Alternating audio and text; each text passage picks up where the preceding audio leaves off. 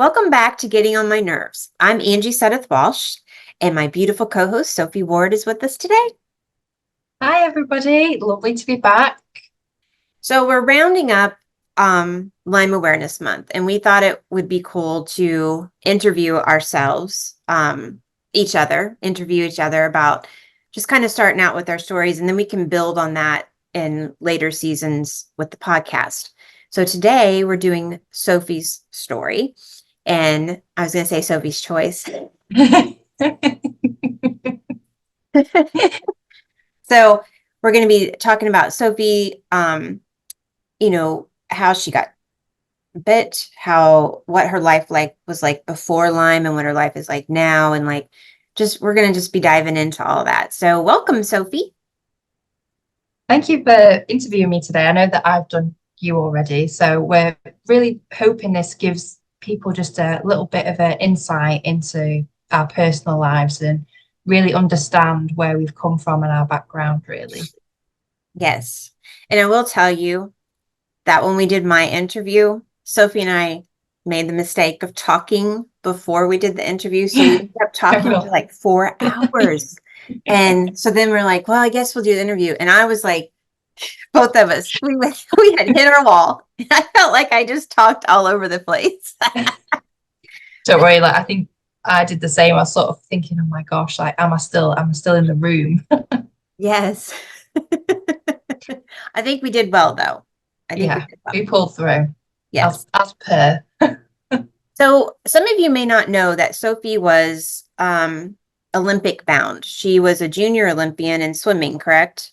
Yeah, that's Yeah. correct.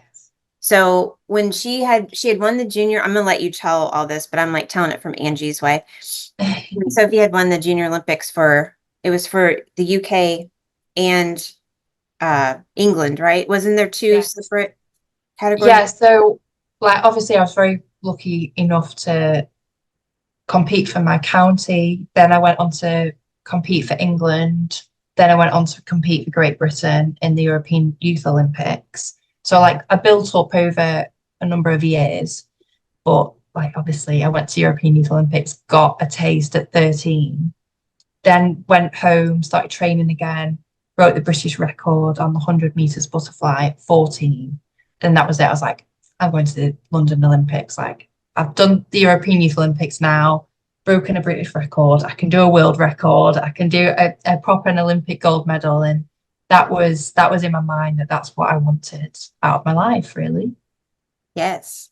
So I think this will be interesting to talk about because you have when you're training for the Olympics, you have a very, very strict regimen and schedule that you have to stick to. How did your life after you were bitten by the tick, but before once you were diagnosed, how did that change and differ from your training life? It's difficult, isn't it? Because I went from training in the pool for 24 hours a week, doing 3 gym sessions, 3 land training sessions a week, school on top of that, and then obviously homework and everything like that, and competing at the weekends, to basically from sort of 16 onwards, especially when I hit 18, I wasn't being able to get up as fast. My body wasn't recovering as quickly. I wasn't being able to train as much. So I had to basically retire because they didn't know really what was going on with me, but they didn't want to keep pushing me to the point where I did permanent damage basically to my body. Because at that level, you do have to train at such a high level. So I had to retire. And then from 18, I just had infections all the time. And I just wasn't used to it because I was so used to doing a 2-hour hard training session, to then going to the gym, to then going to school. And now I couldn't even basically go downstairs and get myself dressed to go to school without feeling completely exhausted, having my head banging, having a urine infection constantly. And I just couldn't do the math in my head of how have I got here? This isn't me. This isn't my body. And that is hard to process because, again, an 18-year-old body shouldn't be sort of feeling like an 80-year-old body. Yeah. And I was watching all my friends like go off to university, go out all the time, like they were going to clubs. I couldn't do that. Like I couldn't hack it at all. And again, that also like gets in your head that like what is happening to me? I'm not normal. I've had to give up my career, but now I'm also giving up my social life. I can't redirect my career because I can't hack university or college because I'm not well enough to do that.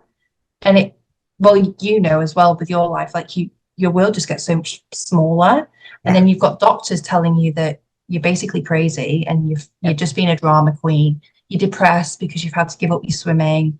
So, you know, you need to get a grip. So then you put pressure on yourself because you think, oh my Yeah. gosh, like it is actually me.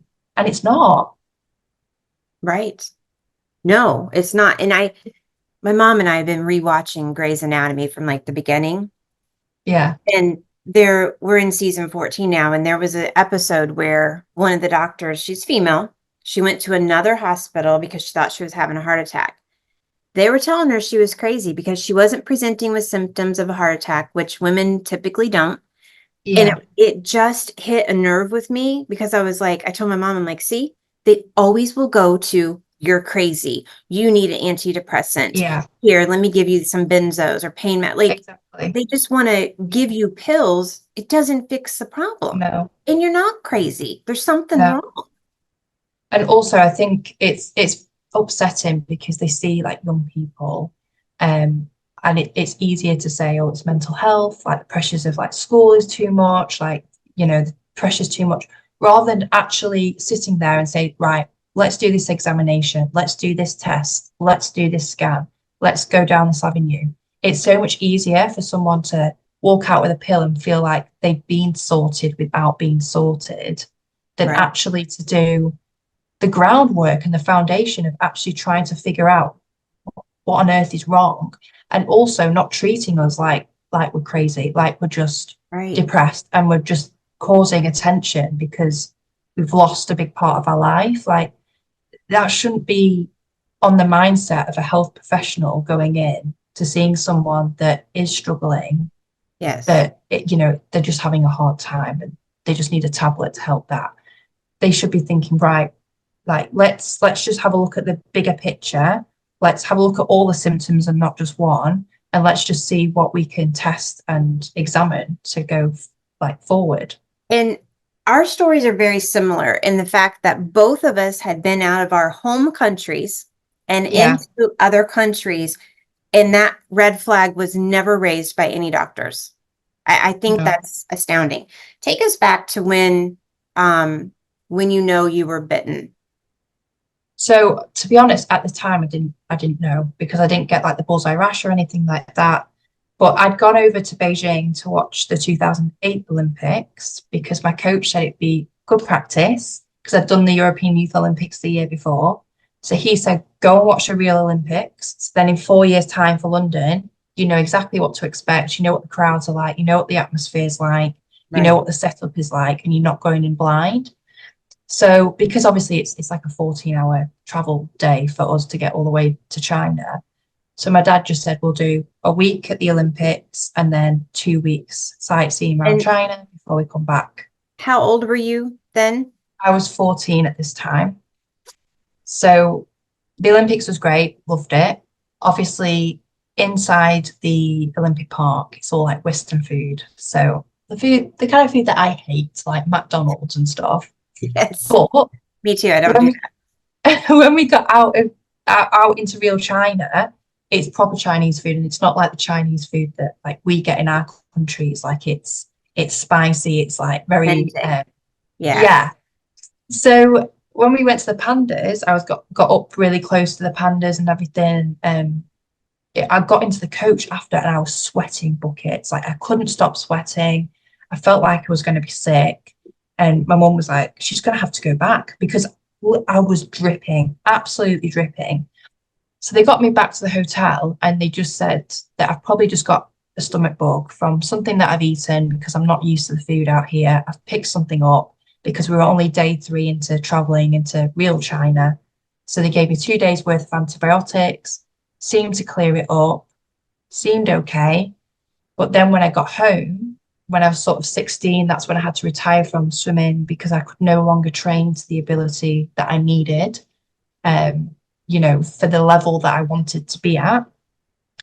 And then when I was 18, that's when I started with like migraines, water infections, throat infections. I was losing my voice like nearly once a week, at least for like a day. Um, and then I just keep snowballing. Like I had like intolerances, gut problems, back problems, and I just couldn't understand why. Like I'd gone from this fully fit person to someone who, like we said before, like could barely get out the house because I just felt so tired and fatigued and just not myself. And from the age of like 20, I had a lot of like gut issues that made me sick a lot. So I lost a lot of weight quite quickly. And again, the doctors didn't do anything, they neglected me. And it was only when my weight got really, really serious that they were like, this isn't right. Like, that something's not right. Went to Breakspear, and he was the first person who asked me about traveling and if I'd ever got bitten or if I could remember getting bitten or if I was ever ill away. And I was like, well, I was really ill in China when I was like throwing my guts up and sweating. But I said, I Yeah. don't remember being bitten or anything like that. And the only reason we managed to stem it back to China was that I've also got Coxsackie disease, like A and B. And they'd Okay. had an outbreak in China the year before where a Oh, few of hundreds of people died of like heart failure from Coxsackie. And he was like, you've got A and B. So that's probably when it happened. right. And I was like, oh my gosh. And then obviously I went back to my doctor, told my doctor, and he was like, nah, you've got an eating disorder. Like you've lost all this weight. These are false results. Like they don't stand. And then, yeah, he tried to get me sectioned because he said I was mentally unstable, sent me to a psychiatrist who said half an hour will determine if you're mentally unstable, stable. But because they couldn't say that I was mentally unstable, I was in there for 2.5 hours. And I've never to this day seen the report because they didn't want to give me that report because it backed up that I was mentally stable. And Right. they wanted to Hmm. section me so bad because they've neglected me all this time. So they wanted their mistake to be covered up, typical, and Yeah, for you to continue thinking you're crazy. exactly. Yeah. And basically be in a hospital where I didn't belong. Like obviously my mum said you're gonna have to go involuntary, which I did, Right. but then they starved me anyway, which was traumatic. And then every day they were like getting me in a room and saying, what do you think about your body? Why are you making all these symptoms up in your head? And I'm like, I'm not though. Like I'm not. Like I've had the Right. positive tests now, like, and I didn't just have one Lyme test, I had two with Armin under Armin Labs. So I Mm. had two strong, really strong positives. And even like my consultant at Breakspear, he was like, you shouldn't be sat in front of me. Like your positives are like off the chart. And he's Right. got you've got Coxsackie as well, like, attacking your heart and your pancreas. Like you shouldn't even be leaving the house. And obviously, because my dad had had a major heart attack a few years prior to this, my mum, as soon as she heard heart problems, she broke down. And I think that was a time when she realized that I wasn't just acting up. I wasn't being a drama queen. I wasn't mentally unstable. Like this was reality. And I'd been dealing with this at that time for 5.5 years, like on my own, with no support. And then, they try and section me, put me in a hospital on suicide watch, and wasn't allowed to go out for a walk every day, starved me, gave me like 6 nuts on a plate after 10 days, and then told me that I wasn't going to eat again for another 3 days. And honestly, I thought I was going to die in there. I was only in there for 2 weeks, but I thought So I was a this goner. blows my mind, Sophie, because they put you in to that place because they thought you had an eating disorder where Yeah, you were starving yourself. So they continue to starve you and punish you and shame you. Now, if someone was really in there with an eating disorder, like that's that's brutal. And the fact that you were in there and you have Lyme disease, and because they don't believe it, they don't recognize that, then you're treated like you're insane. yeah, yeah. Just blows my mind. Because I know, like, obviously, when I first went in, they were like, you obviously don't eat. You're 6 stone. You're 2.5 stone underweight. You don't eat. So we've got to be careful with the refeeding process. So that's why they starve you, because they've got to build it up slowly. And I was like, I eat 3 meals a day. Like I do. I'm struggling to tolerate things at the moment. And then they were giving me these drinks, and I was literally, because I was so hungry. Like, because when you're really hungry, all you can think about is food. And I Yes. was like downing these drinks, and these like nurses were saying to me, they're like, "You down that fast? Everyone else like takes ages to down them because they don't want to drink them." And I'm like, I am so hungry. No one's listening to me. Like, No I'm one's so listening. hungry. And they're like, "Oh, so you're bulimic?" And I'm like, Oh, "No, no." no, I'm not. Like honestly, I understand like those girls needed help, and obviously they're in the best place if you've got that. But if you don't, then you feel like an alien and you're not being listened to, because they don't know how to deal with what you've got. They're trying to deal with what you're going in to be treated for. But even if they did have a true eating disorder, even if they were anorexic or bulimic, like they were totally brutal. They were Yeah, abusing you, which they were abusing all of them. And that's not how you help someone, because anybody that has an eating disorder, it's all about control. They feel like they're out of yeah, control in their life. So there's that shaming someone and all that is not how you help. I I mean, know. it blows my mind. And like obviously last year, um, it was reported that three women lost their life in that, Yes. because they'd committed suicide, which I can totally understand, because I thought I was going to starve in there and die in there anyway. Um, because I was getting chest pains and they wouldn't even let me go and see a doctor for that and stuff like that. So I can completely understand that. But then it should be like a wake up call that these people, they're not helping, they're hindering people's health. And I know at the time my mum said, you need to write into the BBC and say that you went there and you thought you weren't going to get out alive either, because more people need to speak up about the way people are treated. And Yeah. I know it's not just me that have, like, and you in America, with people with rare diseases that are dismissed, that it's so much easier to put them in a mental hospital or try and treat them as crazy and try and make them believe, because it gets to that point where you believe the doctors that you are mentally unstable. And then, it could cost you your life. Yes, it could. It just, I'm sitting here listening to this, and I've heard your story before, and like, I just, it still blows my mind.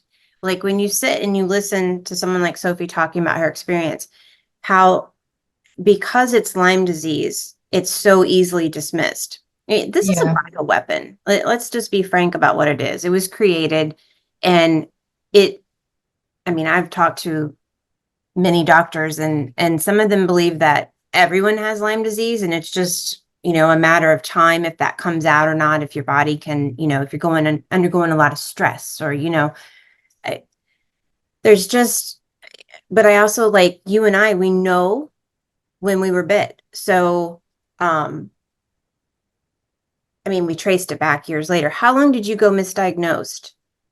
5.5 years. Right. But that literally, that's from 18 when I got really ill. If we go back to like the panda situation, then it's like nearly 9 years.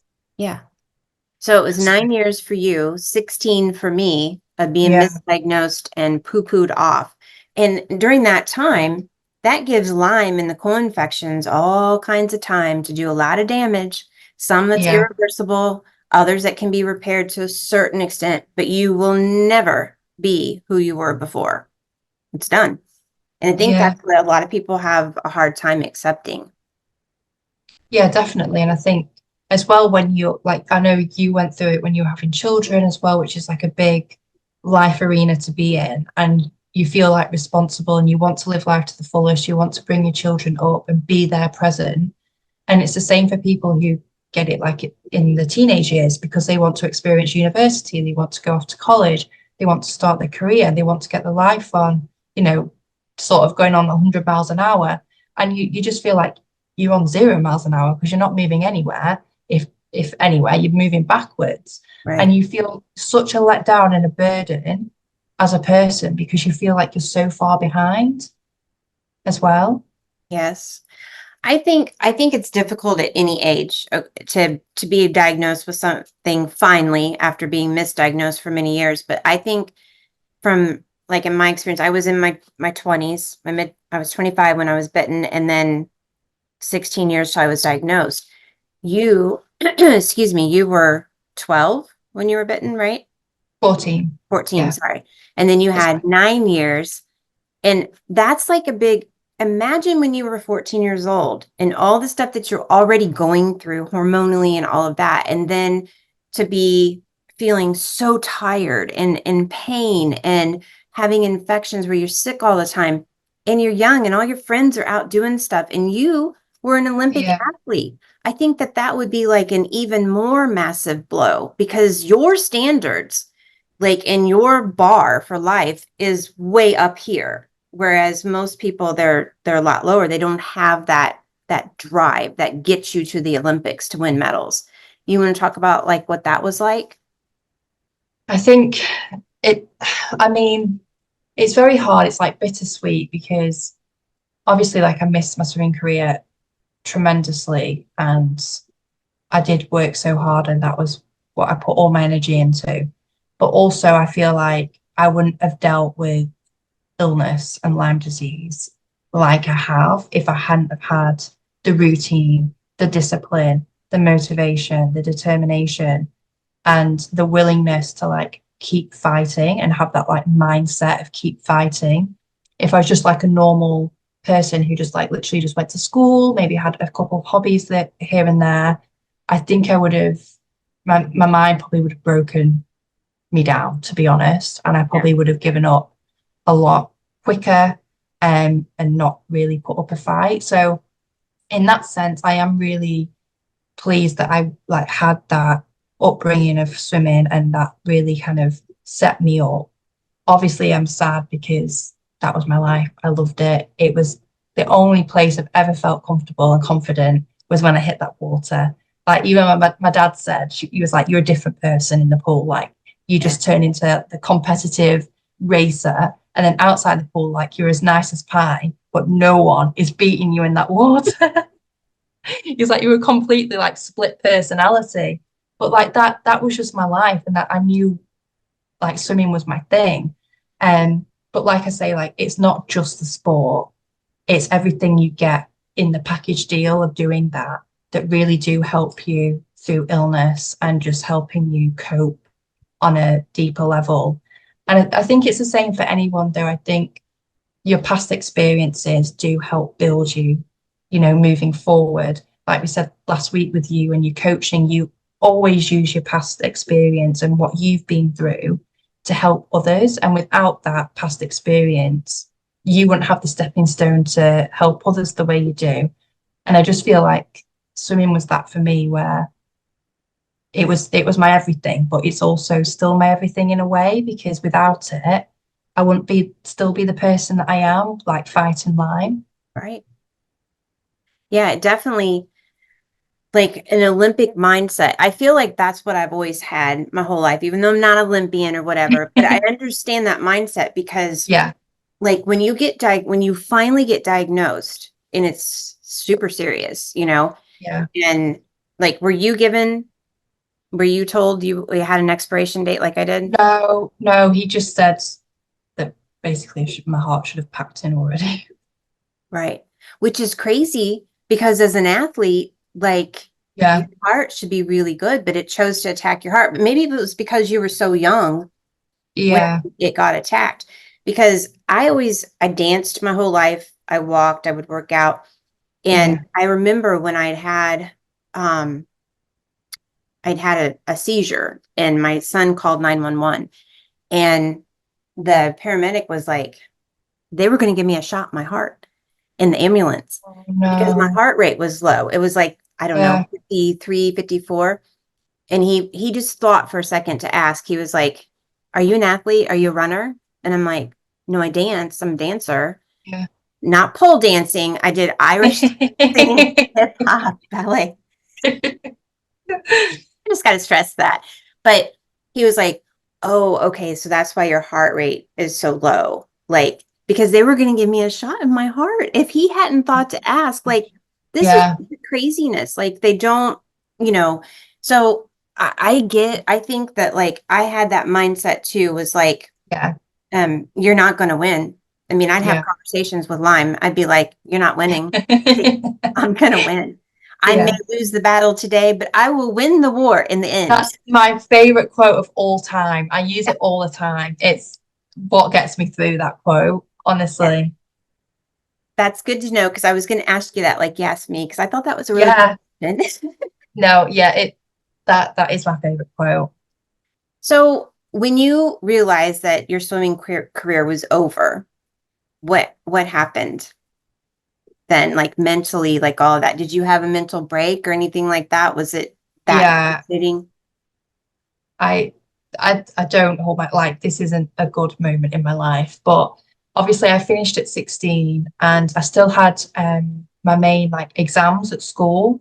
So I still had a focus of some sort. So I think I still like I put all of my effort into my exams. I like completely forgot about swimming for now.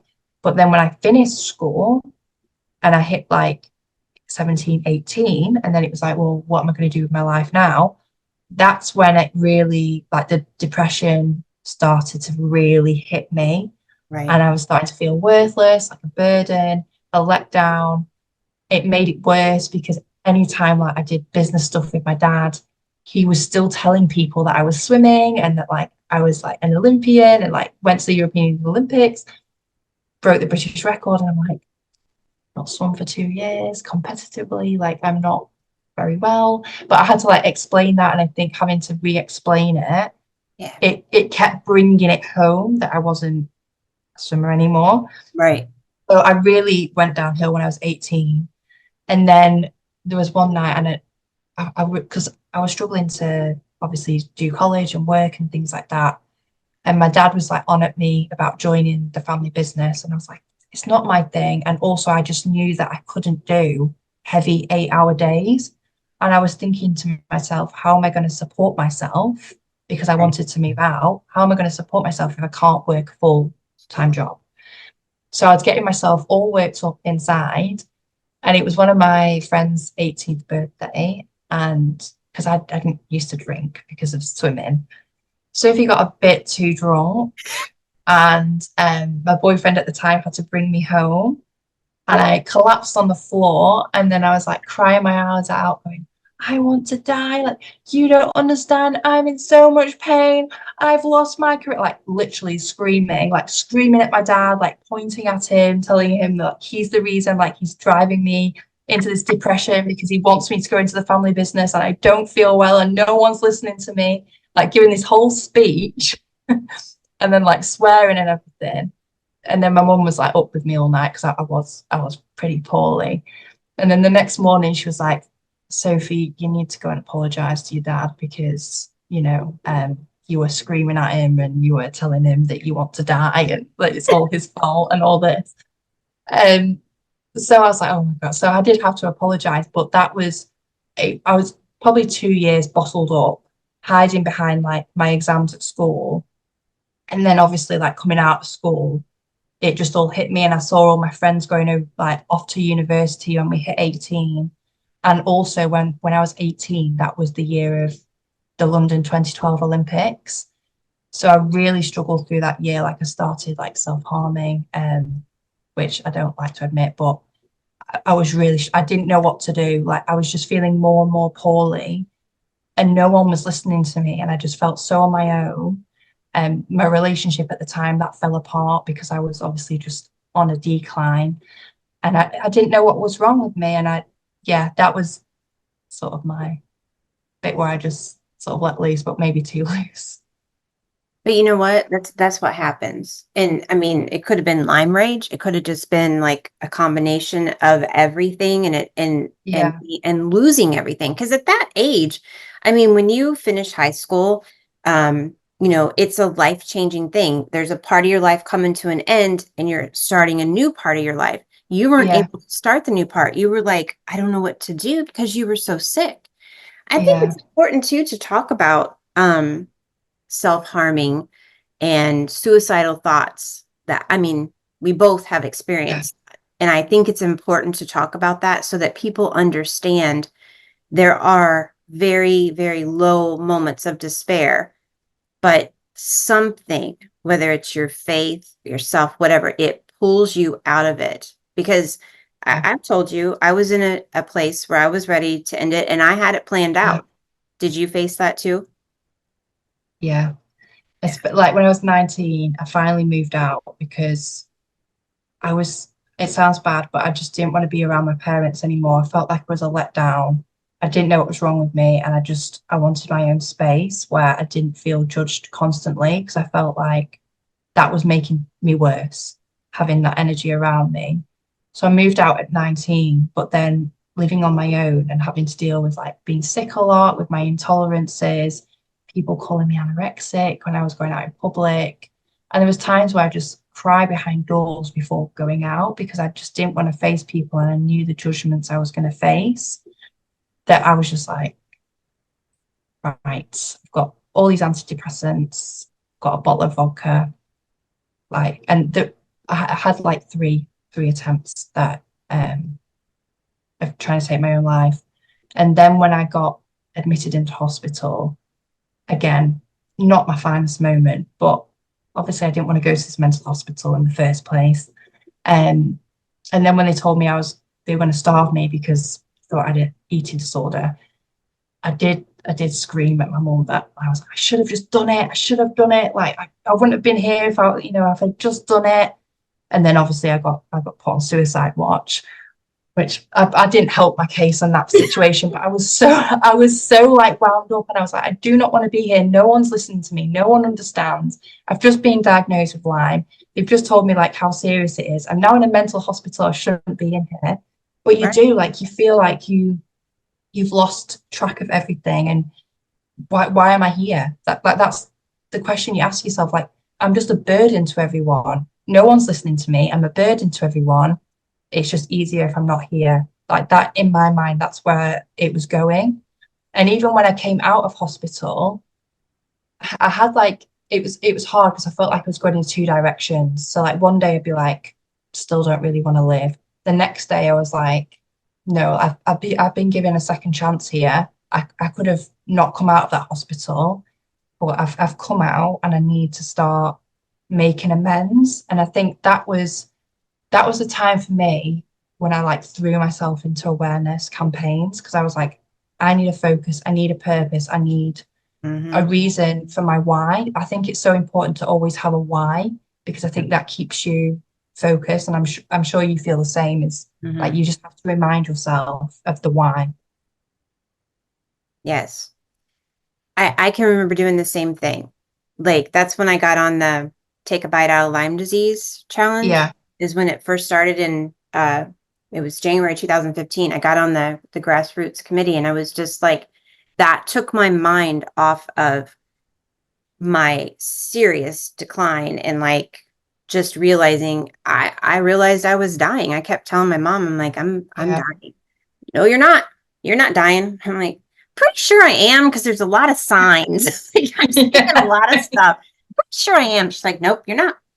And so, I mean, I think that I think it's so important to talk about these times because most of the time when you talk about your story, you're asked like, when were you bit? How long were you misdiagnosed? What did you go through with treatment?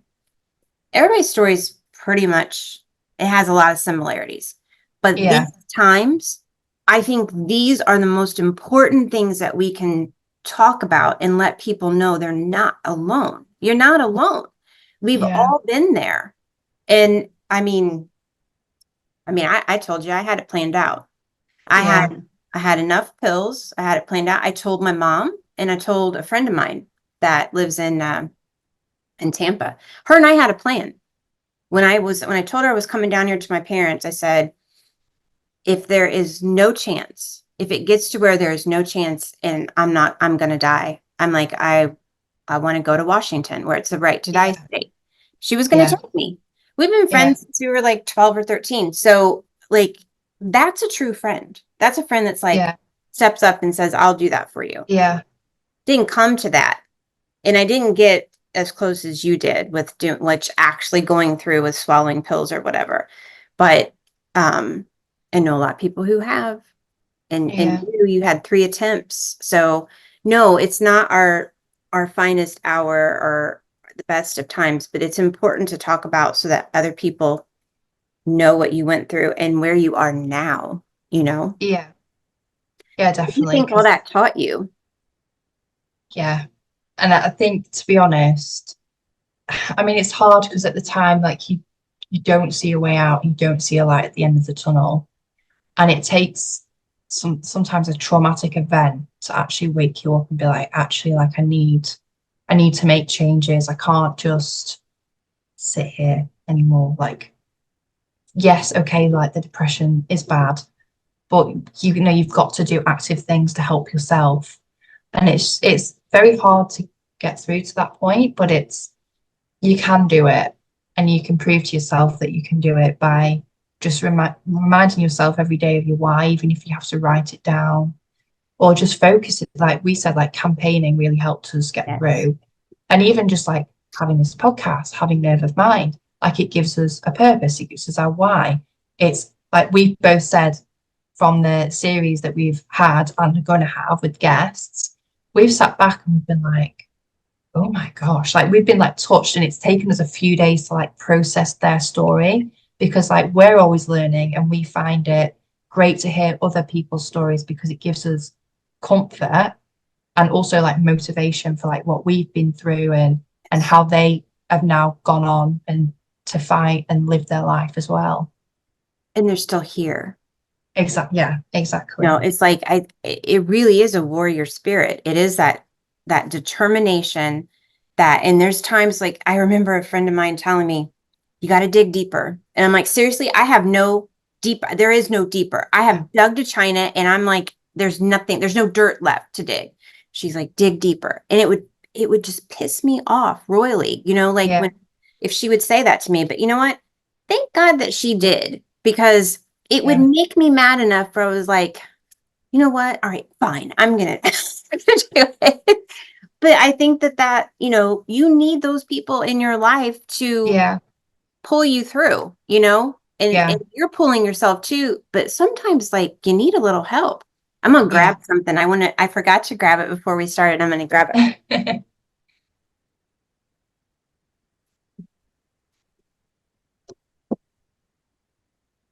So look what I have. Oh, And I'm so oh, special. I have an autographed copy.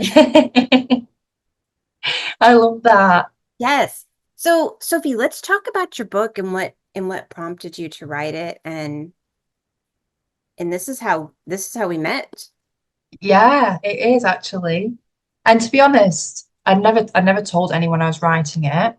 Again, it was something for me that I started after I came out of hospital, from the mental hospital. And I thought, I need to share this journey of like being treated like I'm mentally unstable, even though I was a perfectly sane athlete Right. only a decade ago, and they thought that like I was perfectly fit and well then. Right. And so I thought I needed to just share the story and also like share different stories through my life. So like I bring like family events in, like obviously my swimming career, Lyme disease, just general health bits and pieces through my life. Things that my granddad taught me through childhood that's like helped me now, like his wise words and support. And just I just wanted to do like a roundup of everything, because I think it's really important, because we read so many like research books, but again, it's something like an interview, like a podcast interview. When it's like a book, you can read over and like recap it and just really like sort of absorb the words and take comfort from those words and feel like you're less alone. And I was hoping that people would find it like relatable, but also feel like when they read it, they're like speaking to a friend, so it helped them as well. And Right. that was the main message behind it. And I remember when I showed my mom, she was like, "You've put so much in there." And I was like, well, I didn't want it to be like a normal, boring book. I wanted each chapter to be like a different chapter in my life, but not necessarily to be in order, just to like keep it interesting and keep people hooked. I wanted to just like throw bits in like different orders just to keep, Yeah. people just really into it. So I had it in my mind how I wanted to do it. And then I was like, I'm just going to do it because again, it gives me a focus. And yeah, I just worked on it for a year. I mean, it did take me a long time, but Now, did you have an editor or anyone do your book, or did you just so write it and publish? I wrote it myself and I did it through I did it through Amazon actually. So they Oh, have like all the stencils for you, as long as you have like a Word. Um, I don't know if you have the same like Word, Microsoft Word over there in America. yeah. Yeah. So I used that, just basically wrote it all out, wrote all the chapters out, sent it to a proofreader, and I also got three of my family members to proofread it as well, so that I could make any corrections and alterations. And then yeah, I just did it through Amazon, and they literally just publish it through them. I got a cover designed by a graphic designer online, and I was like good to go, really. I loved it. Actually, I should read it again because like here, I just opened this. You talk about the full moon curse, you know, Yeah. Yeah. there's just, and you have like poems in here that Yeah. you wrote, and you have the full moon poem. And do you want me to read some of your poems? You feel free to. I just love poetry. Like it just helps me through so many Sophie's bad very talented. Y'all may not know this, but she's very talented in poetry. And like we have a Nerve of Mind newsletter, and she writes that newsletter that we post on LinkedIn. And every month she comes up with a poem. And every time I'm like, wow, how did she do that? It's just, it flows together. And I'm like, I could just feel you like, the words just come into you yeah. and poem I done. find it easier than like writing a paragraph. I think you can like get so much across in just such a shorter space of words. You have at the top of every page in your book, your heart will always be yours. No illness can ever take a kind heart away. I Yeah. mean, there was really, and at the bottom it says, time is precious and so are you. The At the top and bottom of every page are those two quotes Yeah. that Sophie's written. So like when you go to the top of the page, you see that as an inspiration and reminder, and you read, and then you have another inspiration and reminder. And time is precious. I mean, Yeah. we don't always think about that until something dramatic happens in our lives. Yeah. And definitely the heart one was a big one for me because like you've experienced it as well, where we've lost a lot of weight and we've faced a lot of judgment. And people have looked at us as like young women and been like, you're not looking good, you're not. And it's but it doesn't take away from the person that you are. And that's what I really wanted to get across. Like at any point, it doesn't take away our personality. It's inner beauty that matters. That never fades, that never ages.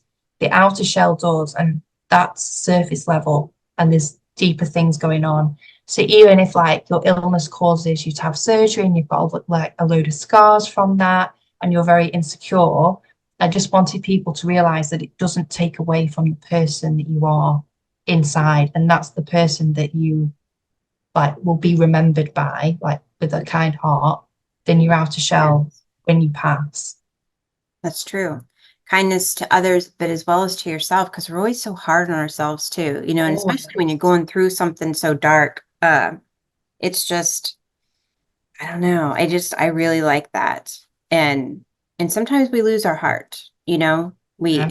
Some people can choose to become very cold. They can allow Yeah. the trauma and the hurt to turn their heart to ice, literally. And Yeah. and it's too hard for them to break or too hard for them to confront that trauma. But I think if you can allow yourself to be open, because Lyme disease strips us down. It will Yeah. strip you down 100%. to nothing. And it's up to you to build yourself back up. But have an encouragement like this, the full moon poem, I'm going to read a little bit here. Full moon, the light fills my room, following me with its gloom. After me, I assume. The pain increases, brings me to tears. This never gets better through the years. My aching body, I disappear into a nobody. The pain, too great of a strain. From this, there is no gain, just you going insane. The full moon cycle hits hard, the symptoms you can't discard, forced to back down, searching in the darkness to find your crown. No longer head of state or in control, out of bed you try to roll. You feel them under your skin, the torture, where do you begin? What was your sin? Throwing your bucket list in the bin. How can you move now? How? Glued to your bed, your throbbing head, people laugh and enjoy, a life that only brings you pain and lacks joy. The cycle of doom, it's true, it brings gloom. The moon's beauty so tainted, a life so different from the one you had painted. Hold me tight, today I can't fight. The gloom of the night will take all my might. I just love that. And it's so true. Not just It is. when the full moon flares, but that's like Lyme in general. Yeah. What Yeah. prompted you to write that? Where did the words come from? I think I know like you're like lucky enough to sort of be getting out of that full moon, being affected by it. But for me, like it still really flares me badly. And especially when I first got diagnosed, I didn't understand why every month I was having really bad like symptom increase and flare up really, really badly to the point where like I just felt like I couldn't move. And I also felt like it made my depression worse because the pain was so unbearable that I couldn't even control the pain. So I couldn't control the pain in my mind either. And I just felt like it was obviously not just me that goes through this. And Yeah. for a lot of people, this cycle won't just be the moon cycle, it'll be the, like you said, a daily struggle.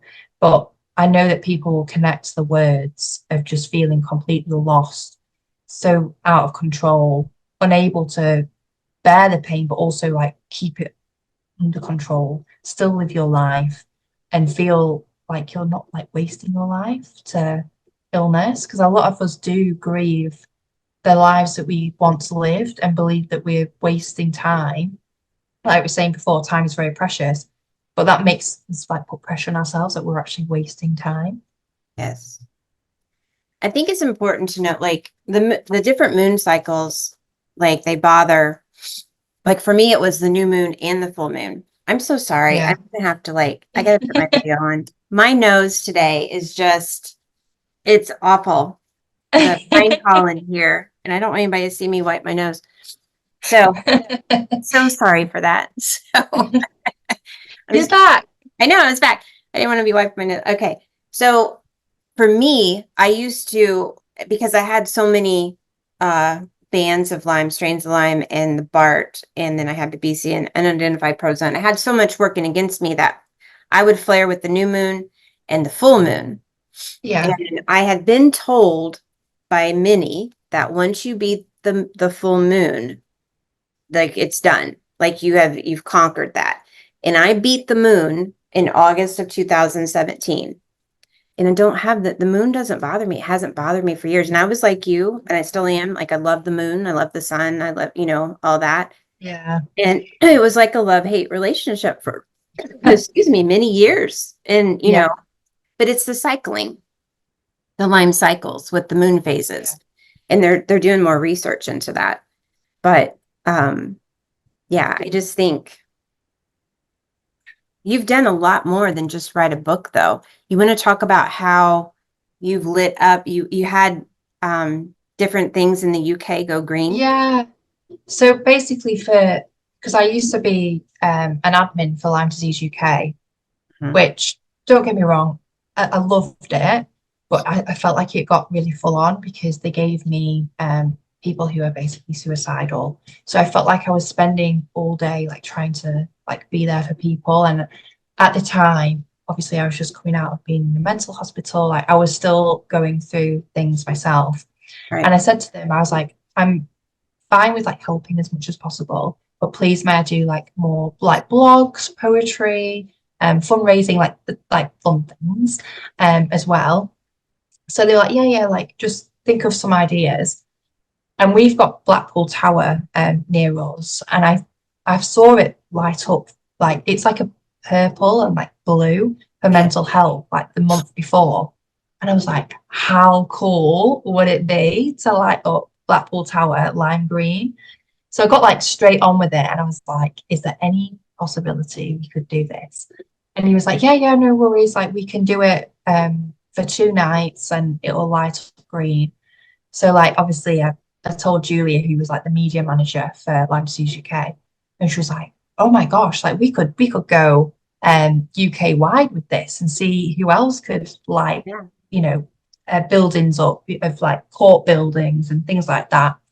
So we tried to get as many people reaching out to local councils or like bigger buildings, businesses that were willing to light up their buildings for Lyme, which was great because it had such an impact of like that we know, I don't know, like Lyme does exist and people were questioning it. Like obviously they were going past buildings like, why is it green? And obviously we're sharing a lot on social media. It was picked up by the media themselves in newspapers and online and through like the BBC and Sky News and things like that. So it really just gave us like a force to like develop from, which was great. But then we had the issue like the year after where they wanted to charge £500 to like Blackpool Tower up. Oh And no. I was like, I'm so sorry, like we're a charity and we're trying to do it for awareness. Like we are lucky enough to have a couple of other buildings around us. It's just locally I've not been able to find businesses that will do it. I'm thinking though for next year I might get our health centre lit up green because we've got lights that are coloured, and then be like, our business is doing it, even though we're not on a great big scale. But yeah, that was where the idea came from, really. I saw other like charities doing Blackpool Tower with their different colours, and I just thought, let's just see if they've got a lime green. And it just snowballed, which was great. Yeah. Well, And hopefully it goes over to like America and they start doing it in America and Australia and things like that. well, you inspired me when I interviewed. See, I reached out to Sophie. We didn't know each other, and I reached out to her in 2019 because she'd written a book and she was on Lyme Disease UK, and I was like, I was wanting to. I was interviewing people that had Lyme disease and was doing amazing things. Are you frozen, Sophie? You are. Are you You're back? back. You're back. You froze. Liz, you'll have to Edit that out. we were doing so good. I So know. um I interviewed Sophie in 2019 because I'd reached out to her. She'd written a book. She was on Lyme Disease UK, and I was doing interviews. I did interviews for a year with doctors that were they had had Lyme disease themselves. Like I had met Armin at a conference in 2017. He was my first interview. He was the first person that said yes. So each time I asked these people, I was like, man, these are like some big names, And I'm like, I remember telling my mom, I hope Sophie says yes. And when you said yes, I was so excited, like the interview because and we became fast friends. And I remember Yeah. when you turned everything green, I wanted to do that here, like in Orlando. Yeah. There's all kinds of obstacles, though. There's all kinds of like politics and Legal things. stuff. Yes. And I'm like, I just don't understand. Like, if it was for breast cancer, it'd all be Yeah. everything's, Yeah. you know? And I'm like, it just shows that we're still not there yet with the Yeah. awareness for Lyme disease. And that's why Yeah. we fight so hard every day. May is Lyme Disease Awareness Month, but we Yeah. advocate every day year round. Yeah. 100%. And it is a daily struggle. And I mean, I can't talk because before I was diagnosed, I'd never heard of Lyme disease before. I didn't know what it was. But even now, I've got family members that don't understand it. If I'm meeting someone for the first time and like, oh, yeah, I've got Lyme disease, and they're like, so what's that? Yeah, And it's like, oh gosh. Like, and you think I even will. from when we were diagnosed, it's come on so far. Like it's Uh-huh. in the news for us anyway. It seems to be in the news a lot more now. Yes. Like when I got first diagnosed, like it was never in the news, it was never covered. Mm. Whereas at least now they do pretty much a segment a year on Lyme disease when it gets to sort of May time. Yeah. Now I know, like, I'm showing my age, but a long time ago, there was this show on MTV called Real World. And there was a girl on there that had Lyme disease. And this was like in the 90s, you know, the early 90s. So I knew that there was Lyme disease, but I had no clue what it was. Yeah. And like, it's amazing. Like, I will tell you, when I got diagnosed, there was people telling, like, I remember them telling me at work, oh man, you should have got cancer. Like I had a choice. Yes, I'm going to choose, you know. Yeah. So, but then, you know, there was people that would be like what you said, what's that, you know? But I will say in the last few years, like since about 2019 onward, um, there's when you tell people, you know, you have Lyme disease. Oh, I have a friend who got that, or my sister has that. You know, it's like, but they still don't know what it is, how hard it hits and Yeah. destroys your life, and just the daily struggles that we go through. You and I have been posting some things about like living the Lyme Life series that we were doing. What are Yeah. some things that you go through that you never tell anyone except maybe me? I'd never tell anybody. Yeah. Oh, probably like when I'm walking the dogs and I feel like I'm actually going to collapse because I can barely see because I'm dizzy, and I've got low blood pressure anyway. They're pulling me, they're zigzagging, and I'm thinking my stomach's in pain. And I'm thinking, what if because I've suffered with water infections, what if I need the toilet down the canal? Am I just going to have to wee in a bush?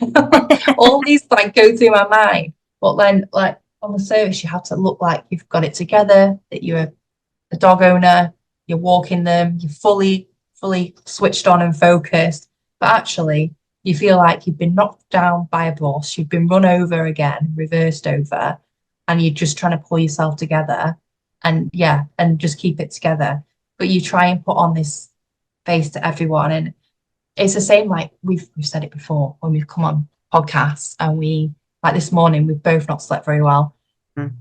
Try and pull ourselves out of a rut and we try and act normal. We try and put some lipstick on and just bring ourselves to light, look like life. Even though it's a real big struggle for us. And it's something that we do without thinking now sometimes. We just it's automatic.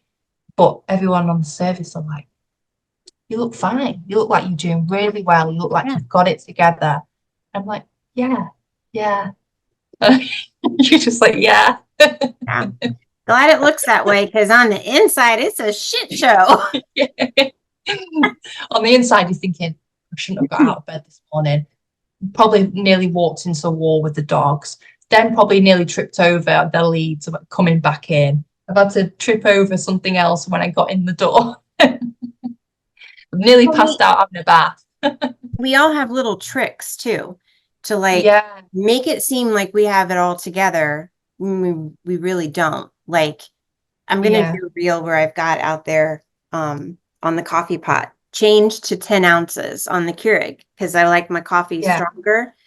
But if I don't have that reminder there where my eye sees it and it registers in my head, I'll just push the button where it's set on 12 and then I'm like, man, this coffee sucks. Oh, I must have not.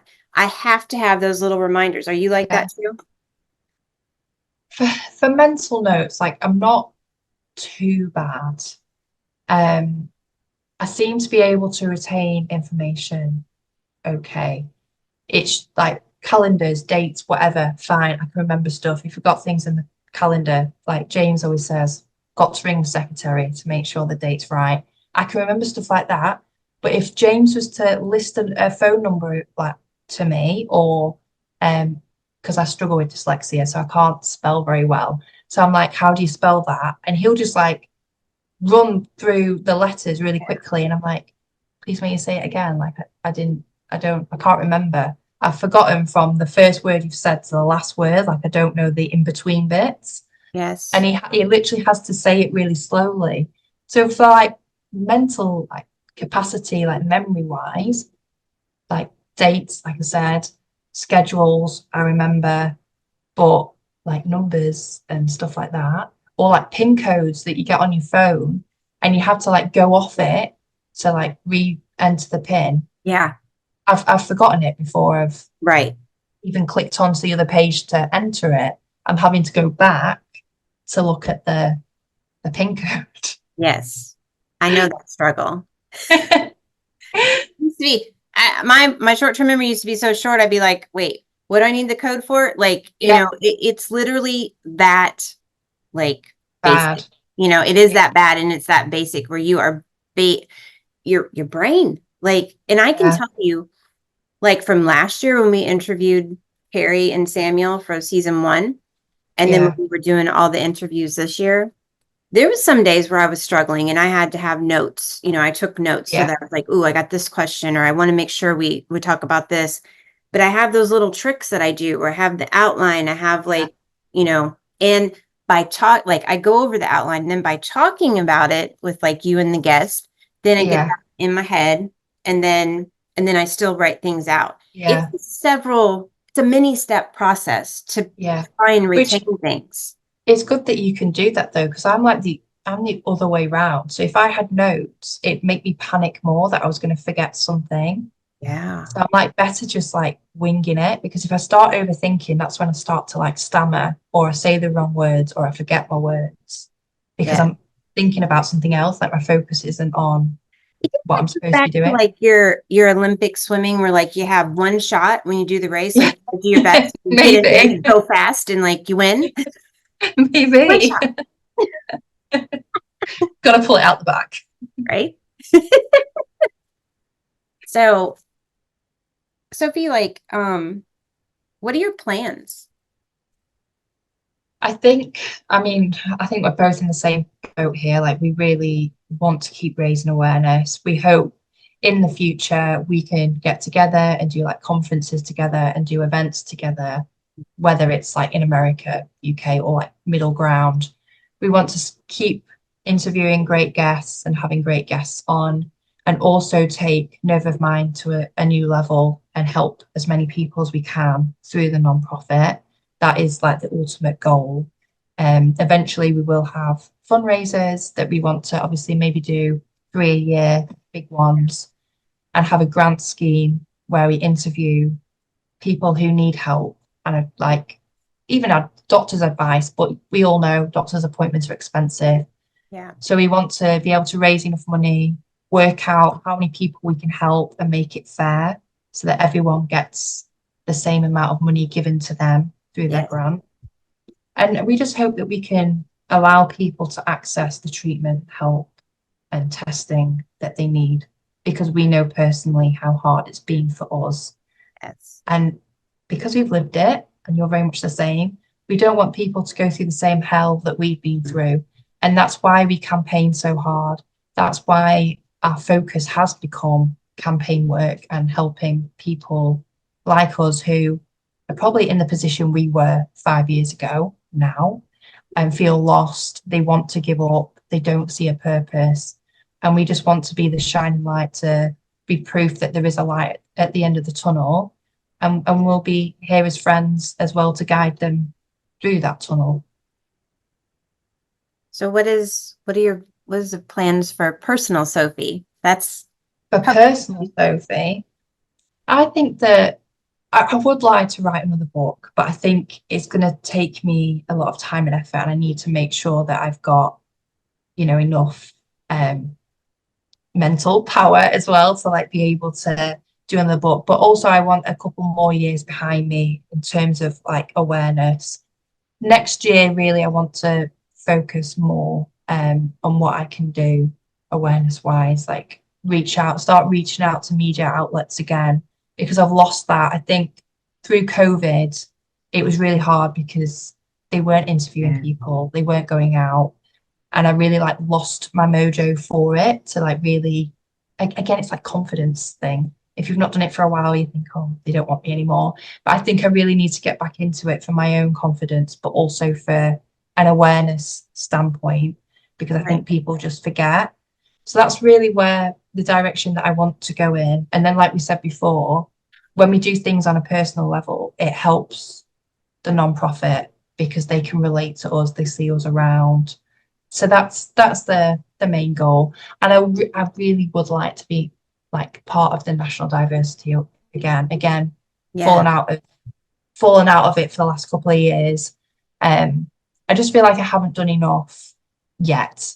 I had the years of like being on the BBC, Sky News, like mega up there, writing a book, and then COVID hit, and we've kind of not been able to get that mojo back. So I think I want to get that mojo back again for the campaign work, and then hopefully we can't like just get even the nonprofit on the platform of national diversity, because that is such a big institution in England.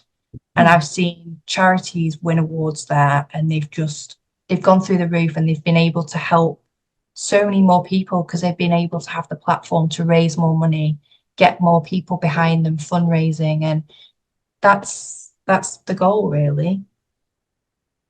I think that's amazing. Like you have, and I have things planned out too, like, and I will say, like, before COVID hit, things were going really well for both of us, like Yeah, wise and personally. And then when that, it's like everything came to a crashing halt, and it's almost like we've had to start all over again, yeah, but it feels like it's 100%. building back up to like a Yeah, 2019 momentum right now. Well, I'm let's hope excited so. Let's hope to so. see everything that you're going to do, because I know you're going to do many, many great things. I told you this years ago. Like, I always saw you, this big star shining all over the world. You're just special soul light. You're just such a beautiful soul. So And are you though, and I think that's why this we get isn't on so. my interview. You've talked I about me. know, I know. But like, I just want to say like that. I think that's we always say that we're soul sisters because like we get on because we think the same, Yes, and it's nice that we're both in like different countries because we can bounce off different ideas with each other and take them back to our own countries and try and implement them. true. So that really helps us as well. Yes. And I like picking up the British slang. When I try to say something here, I got to go wee or bollocks. Or so when I told, okay, so here's something. When I've had all this mess going on with my health the last couple of years, and it took collagen. It caused a lot of inflammation in my body, and I put on weight. So I was telling Sophie today that I lost almost 12 pounds, and she goes, "You've almost lost a stone." And I'm thinking, a stone? What's a stone? I learned something new every day with Sophie because she'll say we something. And you said we a work in stone is stone. 14 pounds, right? Yeah, a stone's 14 Yeah. pounds. I've almost lost a stone. And in my mind, I'm thinking a stone's like, a little rock. I got to quit doing that. I saw that you posted that one day. That is no signs. I'm not doing any signs. I just don't even want to do it. A small stone is what I was thinking. Yeah. No, yeah, we work in stone or kilograms, really. But if you Mm, go to the hospital and they weigh you, they always weigh you in stones and pounds. So that's why I always work in stones. I can't even imagine. Like, they do it in pounds here. I can't even imagine if they said you're 400 stones. I'd be like, oh my God. Flipping heck, what have I been eating? And see, I can't do that math in my head. So I'm thinking that's probably a lot of weight, but I don't know. It might only be, oh, wait, 14 times 400. Yeah, that would be a lot. Yeah. I don't think you'd still be alive. No. No. But, well, Sophie, what's something that, like you said, the one quote about you may lose the battle, but you'll win the war. Is there any other quotes that have pulled you through your darkest times? I think sometimes I know this is like quite weird, but organization is the key to success. And I do live by that quote because we know with health, we have to plan to plan to plan. So being organized with your schedule, your medication, pacing, not over stimulating yourself and over committing to things has helped me like not I mean I still do burn out. I'm guilty as charged, but I try and live by the fact if you're organized, you've got a better view on things and you manage your health like better. So that's I like that quote as well. And I say it all the times to James because obviously we're planning the wedding. I'm like, organization is the key to success. We've got to plan to plan to plan. And he's like, no, unorganization is the key to success. Wing it, wing it, wing it. And I'm like, no, That you can't do that with health. No, you can't. That is one thing that you're right, we've had to learn is that consistency is key and Yeah, staying on schedule, staying on track. And it does get monotonous. And there are times where you need a yeah, break. And it's okay to take a break. You just can't take a permanent break and you can't go back to how you used to do things because those days are gone. So, yeah, and we strive so hard to help people like with our advocacy because people that have their yeah, health they get it, but they don't get it. And we yeah, don't want them to get it, but we want them to preserve their good health that they have now so that if yeah, something was to happen, then maybe it won't hit them so hard, you know? yeah, And they'd be able to bounce back quicker. 100%. 100%. And like you've got to remember that it's not your health that's in control, you're in control and Yeah. you are responsible and you've got to take accountability for the way that you manage your health and you manage your life. Because at the end of the day, there's only you that can save yourself. And that's another thing that I have to remember. Yes. I saw it when we went round like war graves when I was like 14, one of the graves said, I saved so many, but myself I could not save because he'd gone and helped so many people. And then when it came to him, he had nothing left. Right. And it's again about like fill your own cup up and things like that. It reminded me that it's great to help people and we have to help people, but we're also the only person that can truly save ourselves. And we've got to remember that. You think of it like debit and credit. If you Yeah, constantly are taken away from yourself, you're never going to have any credit for when you're really low. So you got to keep those yeah, balanced. And it's really hard because some days you have more debt than you do credit, in energy and just being able to make it through.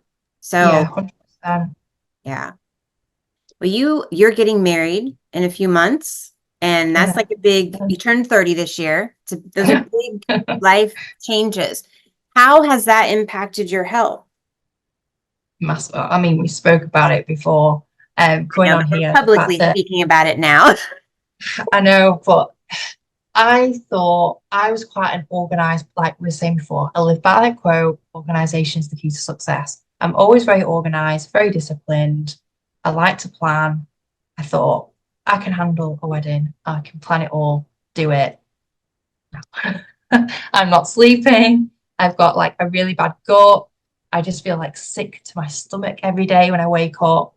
And don't get me wrong, like I've got everything in order, but you can't control people, and people don't realize that you are trying to accommodate 130 people at a wedding and that they do have to put in a food order, they do have to put in an RSVP, they do have to actually formally accept and not just rock up on the day. And it's very difficult, and I'm finding that really hard to manage. I know, like in a few months, well, maybe a month's time, when all the big payments are out the way, I'm really hoping it soothes ourselves, and I feel a bit better. But James is also struggling, so we're trying to like balance each other out at the moment. I know it'll all be worth it, but with any big time in our lives, like even just like having children, turning a big age, we feel so much pressure. And I think it's even worse when you've got health problems actually, because we want to make it like perfect and we want to prove that we're still living and not just surviving. So I think we put so much pressure and energy and into it all, and we think, oh my gosh, like it's got to be right. I can't get this memory back. This is my proof that I'm still here. I'm still fighting. That it adds to the already stressful time it is anyway. Do you worry about what will happen like after the wedding, everything like after the honeymoon, things have calmed down and your body's allowed when your body starts to relax? Are you worried about that? Yeah, I haven't really thought of that to be honest, but I do feel like we'll probably get on the honeymoon. And even James said, I can't wait for the honeymoon because I think we're just going to end up sleeping most of the time. Yeah. And because we're both like so exhausted, like James is working 7 days a week to help pay for the wedding. And there's just so much going on. We've got meetings like most days now coming up. And it just feels like suppliers are chasing us constantly.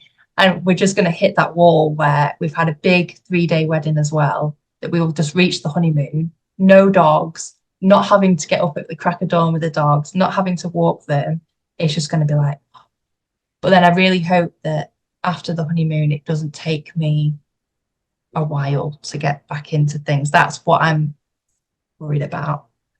I've been worried about that too. So I'm glad that you said that because I've been worried. Yeah. Not I'm not putting the worry on you. I've just been like, please let Sophie be okay. Let her get through the wedding and not crash because like Yeah. for you and I and others with Lyme disease, that you can plan for stuff and you can like push yourself through, but it's like after when you like it's almost like when like you've been in this mode and then your body relaxes and then like Yeah. you crash. Yeah. It could take you months to get back. Yeah. Hopefully it won't. Like I'm hoping that like your honeymoon will be nice and you'll be able to I recover. know. I know. I'm hoping so because obviously my maid of honor is getting married in November, so a couple of months after us, and I'm a bridesmaid. So she's done such an amazing job for me that I want to be there for her. So I need to be like on my A game for that as well. Like I don't want to be Yes. there but not there. You get what I mean? I need to be present. I need to be the bridesmaid, proper bridesmaid. Well, proper bridesmaid in Sophie's head is not what proper bridesmaid is to other people. Sophie will go above Yes, and beyond.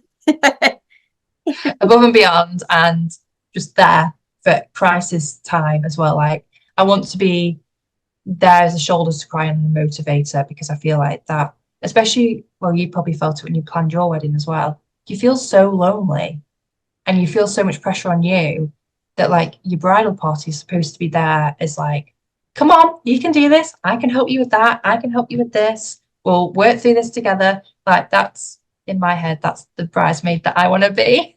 Well, and that's good. I will say, I'm not married anymore. I haven't been married for a long time, but like when I still have fond memories of my wedding planning and all that. And Yeah, my maid of honor, uh, she was getting married the same like 3 weeks before me. So, and she lived in another state. So every other weekend we take turns going to each other's home and we would plan. We're like, okay, this weekend's your wedding this way. And then when it got closer, it was like, okay, your wedding's before mine. So let's get all this done. So I didn't have that. And my mom really helped out with yeah, a lot, so yeah, I had stress. Of course I had stress, but I did have a good support system too. yeah, which is And what it you is, need as well. yes, you do. And if you're not having that, I'm just really upset for you because you should, because you're super soul, you're a superstar. Like it's just you always give 500% no matter what you're doing. And I just think you're such a beautiful person and you should get back all that you give. Yeah, but as we've learned, it's not always the case, No. unfortunately. So do you But feel yeah, like that kind of stuff hits you harder when you have yeah, a chronic illness? I think so too. I think as well, as we know, we push ourselves at events. We Mm. push ourselves to be there for our friends at big events, even if we don't feel very well. We push ourselves to go and even see them for a meal, push ourselves to go to the parties, whatever. And then when they don't appreciate, or it's like when it comes to you, they're not that bothered. Like I said to you before, I had a breakdown last night because I just felt like the energy just wasn't being reciprocated. And you try so hard to accommodate them and make this a fun time for them, being part of the bridal party and being a close friend of the bride as well. And we don't want to take them for granted, them playing a role. But at the same time, like you're playing a role. So, you Yeah. took on the role. You've got to appreciate that you're not just a guest. And it's not just the maid of honor's job to do everything. Right. Like, luckily, I've got two maid of honors, but I don't know what I'd do if I had one because they wouldn't have been able to cope. Right.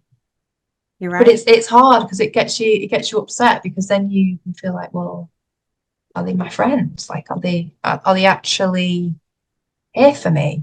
Like, we've both had it before where it's like, yeah, they love us when we're doing great, but if we were stuck in a hospital and hooked up to an IV for 2 months, would they come and visit? Would they come and drop in and say hi? Would they be checking in on us every day? And unfortunately, most of the time it's a no. And that is hard to digest as well. Well, and it's because we can get better, or we, like you said, we can push ourselves through. But when we get into that place where maybe we've had to go back on treatment, or maybe we've just been in a flare for many months, people, they don't understand how that works. It's Yeah, not, it's not, it's not as public, all of the ups and downs, like the severe ups and downs with Lyme disease. yeah, And I think people just, I know this sounds harsh, but I think they get bored and they're like, yeah, well, she's always sick. It's always going to be that way. So, you know, yeah, to me, I just made my circle smaller and smaller and smaller. yeah, And, and now I yeah, just have like, few core people in it. yeah, That's it. yeah. Well, that's why like I had two maid of honors, because they are the two people that have stuck by me through everything. And they've never wavered with their like love and support. And I couldn't pick one over the other. And I said to them both, I was like, do you mind like doing the role together? And they're like, no, absolutely. Like we'd love to do the role together. But I think that was important for me because like I said, they are my two best friends. And it would have been unfair of me to say, you're maid of honor, you're just a bridesmaid, Right. when they've both been there for me and they're really the only two that have been through everything with me. Now you have another podcast. You have Chronic but Iconic, which is on Yeah. Spotify. Um, and you've had that for many years now. Yeah, going on 4 years now. Again, in true Sophie style, started it off. The first series, I think I did like 33 episodes. And I was putting out 2 episodes a week. And then I completely burnt out. Absolutely. I had great guests, don't get me wrong. And at first, it was really, really easy to get guests because I knew who I wanted to reach out to. But then it got to the point where I was like, how can I build on this podcast? Like, how can I grow? Yeah. Um, so then I went down to like 2 series a year, but doing blocks of 10 or 8 episodes. Uh-oh. You froze. Oh no. You have to cut this out, Liz. Oh no. Come back, Sophie. You No. Oh, you're back, but you could still hear me. froze. So you were like, you were talking about the blocks Yeah, series. so then I went to 8 to 10 to series a year.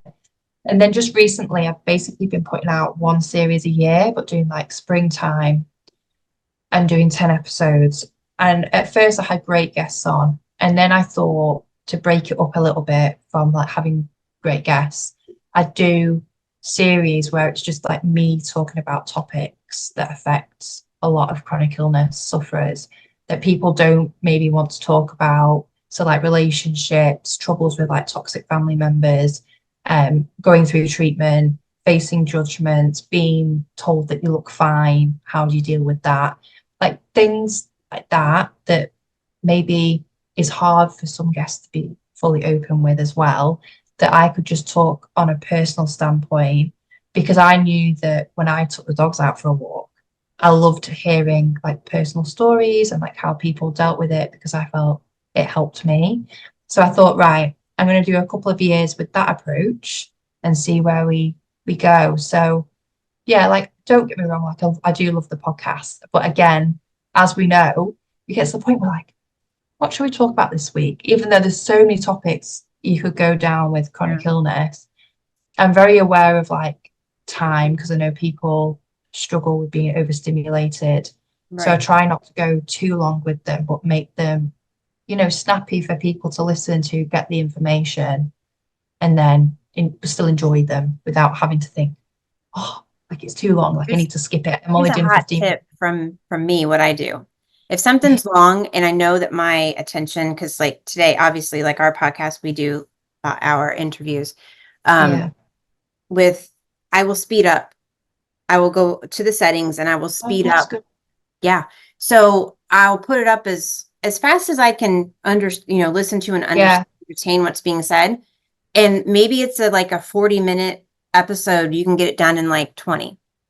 That's, Right. because for Yeah. me, I I like shorter set, or I would like to be able to read things. But Yeah. there was a time where I couldn't read or write. Yeah. And so videos were the way to go, but my mind would still like I'd drift away. It was so easy. Yeah. So so Sophie's podcast, Chronic but Iconic, is on Spotify, right? Yes. Anywhere Yes. else? Okay. Well, it was obviously under Anchor, but then they changed because Yeah. now you have to pay to be on Apple Podcasts. So I'm just on Spotify. Okay. Yeah, we're not paying for anything. So don't get out there. Uh, Yeah. but then you just started didn't you just start like a clothing line, a clothing Yeah.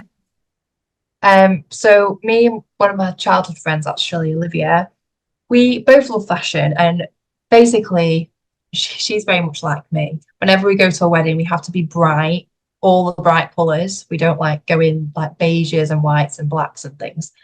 We're very bright, colorful. And we said like it'd be so much fun to get like because we love dresses, get dresses, find a supplier, and just be able to sell them, but also wear them ourselves and like just promote them by wearing them ourselves at weddings and things like that. So we started it up in January, and we've been contacting different suppliers from different like locations worldwide, some in Europe, some in America actually. And then last week we tried one that was in the UK in London based because we thought we could get them faster. So we're just trying to sample a load of different products, and then once the wedding's over, because it's a stressful wedding, once the wedding's over, start focusing on like Black Friday for November and like party dresses for Christmas and New Year, and just try and do like seasonal drops. So like we'll do like Valentine's Day night outfits, then do wedding season. We would love to do like prom season as well. No. Like I love the ball dresses. Yes. They're really over the top dresses. So that's another avenue we're looking into as well. So we're just trying to see, like obviously next year will be the big test of like what works well, what people want to shop for. But we know how expensive prom dresses are in No. bridal shops. So we Yeah. want to be like affordable, but also like have the quality behind them. So we're Yeah. just trying to find, a nice point. But we like our bright colours. So there'll be plenty of pinks, purples, that kind of jazz. I like all that. I liked some like I'm a dress girl. I've always been that. Even now to this day, 53 years old, I will still twirl to see if my skirt goes out. I love that. But there I've seen some of the stuff that you guys were looking at, and it's really pretty. And like the prom dresses and stuff would be so Yeah, fun to work with girls. Are you I gonna do know. shoes and bags and like hats and all of that? Yeah, yeah. So we found a supplier that basically we won't stock them personally, but we can put them on our Shopify website so Okay. people can like purchase the dress, but then also shop the fascinator and the bags. Because Okay. like Olivia said, it's so hard when you've got a color in your dress and you've got to match it, and Mhm. you've got to get your fascinator to match your bag, to match your shoes. Like Right. there's so many different shades of blue, there's so many different shades of purple. It's so hard to match it perfectly. So we were wanting to get like a few options of like color, like purple, for example, cream, gold, silver, and then people can Yeah. just literally go in and say that hat goes with those shoes and that bag, and then just shop the whole look and That's make it so much awesome. easier. Yes, definitely. And I think it's okay to like if you have purple, like you got royal purple on, and like today, look, I've got this, bring out the green in my shirt and the blue. Like I'm all about like, having Yeah, the colors together, but different shades as well. yeah, Like lavender and royal purple together, and yeah. even pinks and purples. Or I always think it's cool when you see someone wearing an outfit where it's like one solid color, but their shoes are like bam, Yeah, like yeah. Yeah, it's like when for my brother's wedding, I had that like blue and white dress with like it had like mhm. blue palm trees on. Yes. And because Jen hadn't decided on the colour yet, and I didn't want to clash with the bridesmaids, and Sure. she said we could either go with yellow, lime green. pink or orange for the bridesmaids. So I was like, great. That leaves me with pink or, sorry, purple or blue. Yeah. I've worn purple to the last wedding that I went to. So I was like, I'm not done blue, I'll do blue. But I did blue, and then I was like, I've got to have some pink in there. So I had to do my accessories in pink. Like Yeah. it just Yeah. had to be a must. You're a pink girl. You're like me. Yeah. I like pink and purple. Purple's my favorite, but I really like Yeah. all the colors. But I mean, you can pull off any color. You look great, and oh yeah, Oh, yeah, you do. I And just where gravitate to. you said you have a website for the dress shop? Yeah, so it's chronic obsession. It's actually on our TikTok. So our TikTok is chronic.obsession, and then there's a link in our TikTok shop, and it Okay. takes you directly to the shop. And we have all the different categories for like prom, wedding guest, bridal, Okay. and accessories. So on TikTok, do you go live on TikTok? We did start doing quite a few lives in March, and then we said we're just going to try and post raw videos of our outfits over the next couple of months to show like what we wear out and things like that. Because Okay. obviously Olivia's doing my hen as a hen, and I'm doing it as a bride. So we're going to show all of our outfits that we wore for both kinds of like people as well. Good And idea. then after the wedding, we're going to try and do more lives, like go live at least twice a week Okay. to showcase Awesome. things. So chronic dot obsession. It's chronic obsession Yeah. and chronic but iconic for her Yes. podcast. She's sticking with the theme. I like it. Sticking with the theme. Like it. You can find Sophie's book in the limelight, The Journey of Acceptance and Rediscovery on Amazon.com. Sophie, Yeah. I want to thank you for letting me interview today. It's been awesome Thank you for learning stuff. interviewing me. I feel like we've covered a lot. I feel like we've gone well in depth. Well, we were much better in a much better place. Oh, you did mine. I felt like mine was like jumping on this lily pad, jumping on this lily pad. Like, Well, at least for next year, we definitely know we've got yeah, more we can expand on with yours. I feel for mine though, I'm like, where can I expand on this? oh, we can go deeper, girl. We can go deeper. Plus, you'll have next year, you'll have stuff like there's so many things that we didn't talk on and touch about. There's still like in our darkest times, like Yeah, still have not spoken about those times. And I think next year that would be something that we could go into because real trauma. yeah, there's like some stuff like and it just sets you up to where like, you've talked about where you felt like being a burden. I felt that as well. You Yeah, also feel like no one's gonna want to be with you romantically, yeah, because of things that's happened like for me, things that's happened in the past where I haven't been accepted. But I also yeah, know that that was for me to do a lot of work on myself so that I could bring myself up to a vibration of someone that matches mine or is higher. With yeah. you, I know you went through the same thing where you were okay being alone and you're so young. And I kept telling Well, you, I said, there's a guy coming. There's a guy well, coming. I know we talk about it a lot that like literally at 23, I thought I'm gonna be alone, 9 cats. This is my life now. 9 cats. Yeah, I don't even like cats. I'm a dog person, really. Yeah, I've become a cat person, I but know not you're a because good I've been alone. It's just because one. these stray cats find us and I feel bad but I think I'm like a nature whisperer too. So like Yeah, it's like I'm kind to all. I'm kind yeah, to all. So yeah. It's best way. yes. Well, we want to thank everyone for being here. We will have one more episode in this series before we take a break until the fall. So be sure and watch our recap where Sophie and I are going to talk about everything that happened in season 2. And then we'll let you know when season 3 is going to be coming. We have a lot Yeah, of good things planned. So it's going to be exciting, and we've got such amazing guests, so we're so excited for you just to hear their stories, and yes, I'm sure you'll walk away from them like we did, where it's hard to process because there's so much to process. yes, I agree. And I think, well, I don't want to do the recap now. Well, we'll get into that later. So, all right, until next time, everyone, make sure you like, share, and subscribe so that you don't miss out on any episodes. You can find us on Facebook and Instagram, Nerve of Mind, for our daily post. And well, we post 3 times a week now, but like for right now, we're posting 3 times a week. But we have lots of great information on there for the past year we've been posting. So check us out. And until next time. See you later. Time has gone by, and God knows I've tried.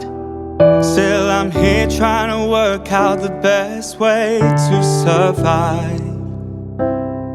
I held on to hope, I put on a show, and holding back tears cause my fears, they won't let me go. And when times get easy, and hold on to the good memories,